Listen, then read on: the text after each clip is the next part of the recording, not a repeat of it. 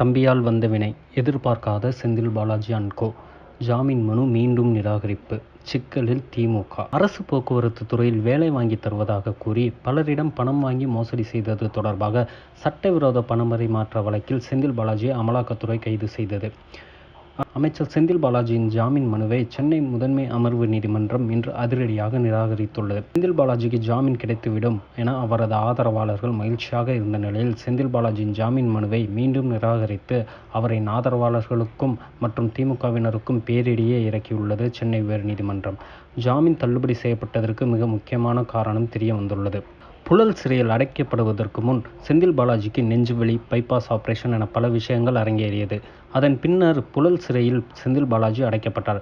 இதன் தொடர்ச்சியாக செந்தில் பாலாஜி தரப்பில் 2 முறை ஜாமீன் மனு தாக்கல் செய்யப்பட்டது. ஆனால் அவரது ஜாமீன் மனுக்கள் தள்ளுபடி செய்யப்பட்டன.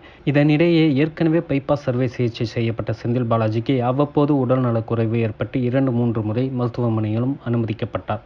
அவரது உடல்நிலையை காரணமாக கூறியும் இன்னும் சில விஷயங்களை முன்வைத்தும் செந்தில் பாலாஜியின் வழக்கறிஞர்கள் சென்னை முதன்மை அமர்வு நீதிமன்றத்தில் ஜாமீன் மனு தாக்கல் செய்தனர். உடல்நிலை பாதிக்கப்பட்டிருப்பதால் இந்த முறை செந்தில் பாலாஜிக்கு ஜாமீன் கிடைத்துவிடும் என திமுகவினரும் அவரது ஆதரவாளர்களும் நம்பிக்கொண்டிருந்தார்கள். இந்த நிலையில் அவரது ஜாமீன் மனு மீதான விசாரணை சென்னை முதன்மை அமர்வு நீதிமன்றத்தில் இன்று நடைபெற்று வந்தது. இருதரப்பு வாதங்களையும் கேட்ட நீதிபதி அல்லி செந்தில் பாலாஜியின் ஜாமீன் மனுவை அதிரடியாக தள்ளுபடி செய்து உத்தரவிட்டார். செந்தில் பாலாஜி அமைச்சராகவும் செல்வாக்கு மிக்கவராகவும் இருப்பதால் அவருக்கு ஜாமீன் வழங்கினால் சாட்சிகளை அவர் எளிதில் கலைத்து விடுவார் என அமலாக்கத்துறை சார்பில் வாதம் வைக்கப்பட்டுள்ளது. மேலும் செந்தில் பாலாஜியின் சகோதரரான அசோக்குமாருக்கு பலமுறை சம்மன் அனுப்பியும் இன்னும் ஆஜராகாமல் தலைமறைவாக இருப்பதாகவும் அமலாக்கத்துறை தரப்பில் கூறப்பட்டுள்ளது. இது மட்டுமின்றி சிறையில் உள்ள செந்தில் பாலாஜி தனது செல்வாக்கை பயன்படுத்தி பல வசதிகளை பெற்றுக் கொண்டு வருவதாகவும் அமலாக்கத்துறை வாதிட்டுள்ளது. இந்த வாதங்கள் இதை கருத்தில் கொண்டுதான் செந்தில் பாலாஜியின் ஜாமீன் மனுவை நீதிபதி அல்லி நிராகரித்துள்ளார். செந்தில் பாலாஜி தம்பியால் இந்த முறை ஜாமீன் நிராகரிக்கப்பட்டதை திமுகவால் பொறுத்து கொள்ள முடியவில்லை.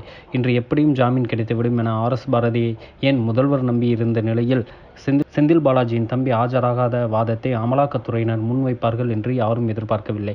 இனி செந்தில் பாலாஜிக்கு ஜாமீன் என்பது எட்டாக்கனியாக மாறியுள்ளது. செந்தில் பாலாஜியின் தம்பி அமலாக்கத்துறையிடம் சரணடைந்தால்தான் ஜாமீன் பற்றியே செந்தில் பாலாஜி பேச முடியும். அப்படியே அவரது தம்பி ஆஜரானால் பல முக்கிய தகவல்கள் அமலாக்கத்துறைக்கு கிடைக்கும். பல திமுக புள்ளிகள் சிக்கும் என வட்டாரங்கள் தெரிவிக்கின்றன. எனவே செந்தில் பாலாஜியின் சிறை வாழ்க்கை தொடர்ந்து கொண்டேதான் இருக்கும் என்கிறார்கள் சட்ட வல்லுநர்கள்.